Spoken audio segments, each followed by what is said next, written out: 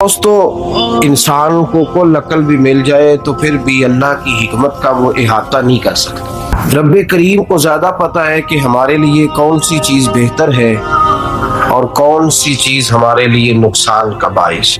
अल्लाह तबारक व तआला की हिकमत ये चाहती है कि मेरे बंदे परेशान ना हो। रब ये चाहता है कि मेरे बंदे किसी जगह पे भी दिक्कत और परेशानी का शिकार ना हो। तो अल्लाह तबारक व तआला ने राह एतदाल इख्तियार करने का हुक्म इरशाद फरमाया कि तुम एतदाल के रस्तों पे चलो, मोतदल जिंदगी गुजारो, अफरातो तफरीद से बचो। आज जिस माशरे में हम वक्त गुजार रहे हैं, इस माशरे में हम इस बात को समझने से कासिर हैं कि असल हमारा मसला क्या है। हमारा असल जो मसला है उसकी शनाख्त हमें कैसे होगी और हम फिर उस तक रसाई किस अंदाज में हासिल कर पाएंगे। हम हमेशा अपनी आमदन बढ़ाने के चक्कर में रहते हैं। एक काम और शुरू कर लें, पार्ट टाइम जॉब शुरू कर लें, कोई साइड बिजनेस उसका आगाज कर लें।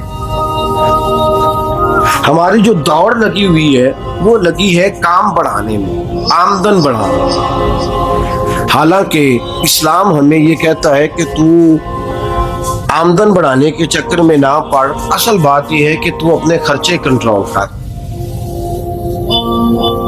तंग इंसान वो नहीं होता जिसकी आमदन थोड़ी होती। तवज्जो कीजिएगा मेरी बात, ये कीमती बात है और गुफ्तगू सारी का लुबे लुबाब है। तंग बंदा वो नहीं होता जिसकी आमदन थोड़ी होती है, असल परेशान वो होता है जिसके खर्चे ज्यादा होते हैं। और हमारा जो रोजमर्रा का नुकसान हो रहा है ना, वो आमदन के मामलात में नहीं हो रहा। बुनियादी नक्स जो वाक़या हो रहा है वो ये है कि हमारे अखराजात ज्यादा, और वो अखराजात किसी और ने नहीं बढ़ाए। वो खर्चे हमने खुद बढ़ा लिए हैं और अब हमें उसका नुकसान भुगतना पड़ रहा है। और अगर आप सही मानों में टटोलें तो जो बहुत अमीर लोग हैं वो तो उन खर्चों से बच गए। मैंने बहुत सारे ऐसे खत्मात में शिरकत की है। मैं बहुत सारी ऐसी जगहों पे गया हूँ कि जहाँ लोगों ने बड़ा मुख्तसर सा खत्म दिलाया है तो हो गया खत्म। खत्म के मामले में कब किसी ने पाबंदी लगाई है कि उसमें 200 आदमी शरीक होगा तो तब ये साले सवाब सही हो सकेगा? कौन कहता है? या शादी के मौके पर अगर सारे बहन भाइयों को न बुलाया गया तो मेरी शादी पाया तकमील तक नहीं पहुंचेगी, इसमें बरकत नहीं होगी। ये किसने फतवा दिया है? मोतदल जिंदगी का इस्लाम हुक्म देता है। मैं पढ़ रहा था कि एक बहुत बड़ा सदर है, गालिबन सूडान के सदर की बात हो रही थी, तो अपने बेटे की बारात लेके गया तो 4 लोग गए हैं बारात, और 15 लोगों का उसने एहतमाम किया अपने घर में खाना खाने का। तो क्या शादी हो गई कि रुक गई?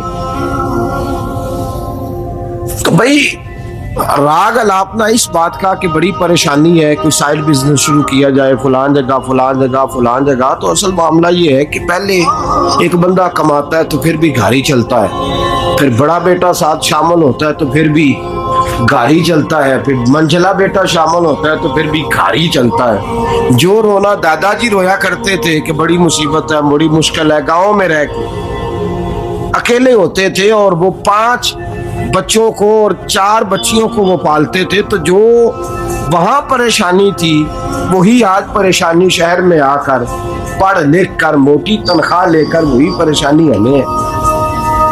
तो मैं जिस नतीजे पे पहुंचा हूं इसको पढ़ के, कुरान मजीद की चंद आयात को देखकर और इस मफहूम की जो हदीसें कुतुब हदीस में पाई जाती हैं और हमारे बुजुर्गों ने हमें जो मिजाज इस हवाले से दिया है, मैं इस नतीजे पे पहुंचा हूं कि मसला आमदन का नहीं, मसला खर्चे का।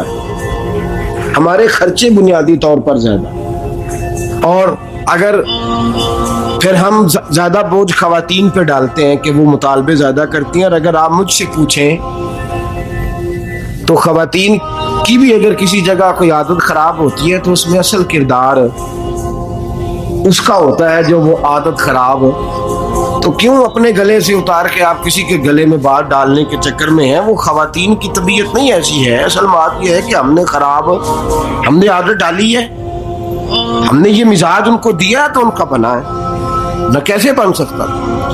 تو اعتدال جب تک زندگی میں نہیں ہوتا, پانی پیاس بجھاتا ہے لیکن ایک گلاس ہی ہو تو پیاس بجھاتا ہے. بالٹی کو منہ کو لگائے گا, کپڑے بھگو دے گا اس کے. حالانکہ پانی بری چیز کا نام نعمت ہے نا بہت بڑی اللہ کی, لیکن پیالے میں ہی اچھا لگتا ہے. کوئی مٹکا منہ کو لگائے گا تو تانگ ہوگا, پیالہ ہی بہتر ہے اس کے لیے. تو میرے دوست, مٹکے سے بھی بعض اوقات کام چل جاتا ہے, لیکن اگر کوئی کہے نہیں مجھے دریا ہی چاہیے تو اس کا تو گھر بہ جائے گا, سارا گھر بہ جائے گا اس کا. ہمیں دریا قابو کرنے کا بور بنایا ہوا ہے تو اس سے گھر بہا کرتے ہیں, اس سے گھر بنا نہیں کرتے. گھر پیالے سے پانی پینے سے بنتا ہے. اگر تو دریا پہ قبضہ کرنے کا موڈ بنائے گا تو گھر بنے گا نہیں, گھر بہ جائے گا. آگ نہ ہو تو کھانا پک نہیں سکتا, لیکن ہلکی آنچ سے کھانا پکتا ہے. اور اگر آنچ تیز کر دی جائے تو جی قرینے قیاس بات کر رہا ہوں, میں عقل سے ماورا نہیں کر رہا. قرینے قیاس سمجھانے کے لیے مثالیں دے رہا ہوں. ہلکی آنچ پہ کھانا پک جاتا ہے, اور آگ تیز ہو تو کھانا جل جاتا ہے. تو کھانا اتنی دیر کھانے کے قابل رہتا ہے جب تک وہ ہلکی آنچ پہ پکتا ہے. تو جتنی مرضی تو کہتا ہے نہیں میرا گزارے نہیں, آگ تیز ہونی چاہیے, تو میاں جل جائے گا, جل جائے گا. ہوا نہ ملے تو سانس نہیں آتی, ٹھیک ہے. آکسیجن نہ ہو تو سانس, ہوا نہ چلے تو گزارا نہیں ہوتا. لیکن اگر تیز جلے نا, اگر تیز جلے تو تیز چلے تو آندھی اور طوفان بن جائے تو چھتیں گرا دیتی ہے, جانیں لے لیتی ہے. ہم ہیں طوفان کے چکر میں, ہم ہیں دریا کے چکر میں, ہم ہیں بڑے ناؤ کے چکر میں. تو میاں ہلکی آنچ ہی اچھی ہے, یاد رکھ. اور ایک گلاس پانی کا اعتدال سے ملتا رہے تو وہی ملتا رہے, ضرورت کے وقت وہی بہتر ہے. تو پورے دریا پہ قبضہ کرنے کا پروگرام نہ بنا, تانگ ہو جائے. اور میرے عزیز یاد رکھ, ہوا سانس لینے کے مطابق ملے تو وہی اچھی ہے, جو سانس بند کرنے پہ آ جائے وہ ہوا اچھی. ہم نے چکر چلا لیا ہے کہ زیادہ پیسہ, راتوں رات پیسہ, لمبا پیسہ, یہ پلاٹ بھی میرا, وہ پلاٹ بھی میرا, گجرانوالا بھی, گجرات بھی, لالا موسیٰ کھائی اور پنڈی تک جہاں میں جاؤں میرے نام کی تختیاں لگی ہوئی ہونی چاہیے. اسلام منع